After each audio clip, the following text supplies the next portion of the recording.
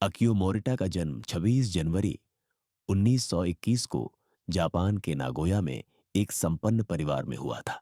उनके परिवार का पारंपरिक व्यापार साके जापानी शराब का था, लेकिन मोरिटा की रुचि इसमें नहीं थी। उन्हें बचपन से ही गणित और भौतिकी में गहरा लगाव था।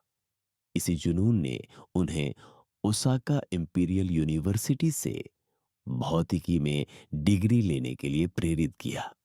द्वितीय विश्व युद्ध के दौरान उन्होंने जापान की नौसेना में एक इंजीनियर के तौर पर सेवा दी।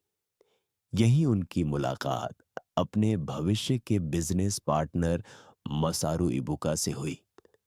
यह मुलाकात जापान की तकनीकी दुनिया में एक क्रांति की शुरुआत थी। 1946 में युद्ध के बाद के जापान में आर्थिक मंदी का दौर था। इसी समय मोरिटा और इबुका ने टोक्यो में एक छोटी सी जगह में टोक्यो टेलीकम्युनिकेशन इंजीनियरिंग कॉरपोरेशन की स्थापना की। उनके पास सिर्फ $500 और 8 कर्मचारी थे। उनका पहला उत्पाद एक चावल कुकर था जो बुरी तरह से असफल रहा। चावल पकने के बजाय जल जाते थे और बहुत कम ही बिके। लेकिन इस असफलता ने उन्हें हताश नहीं किया। इसके बाद उन्होंने ट्रांजिस्टर तकनीक पर काम करना शुरू किया, जो उस समय अमेरिका में केवल सैन्य उपयोग के लिए थी।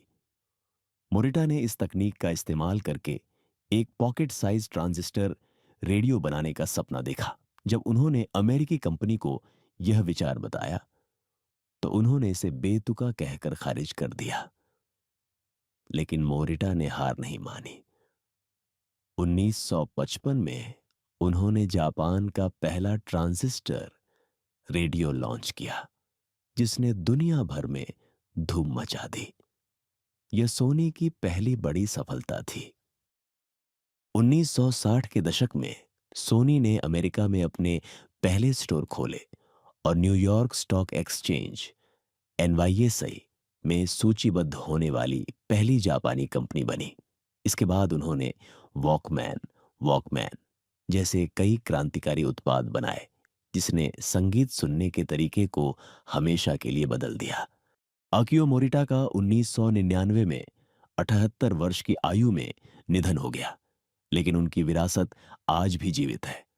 उन्होंने केवल सोनी को एक इलेक्ट्रॉनिक्स दिग्गज नहीं बनाया, बल्कि दुनिया को यह भी सिखाया कि असफलता से कभी न डरें, हमेशा ग्राहकों की जरूरतों से आगे रहे, एक दूरदर्शी सोच और वैश्विक दृष्टिकोण रखें।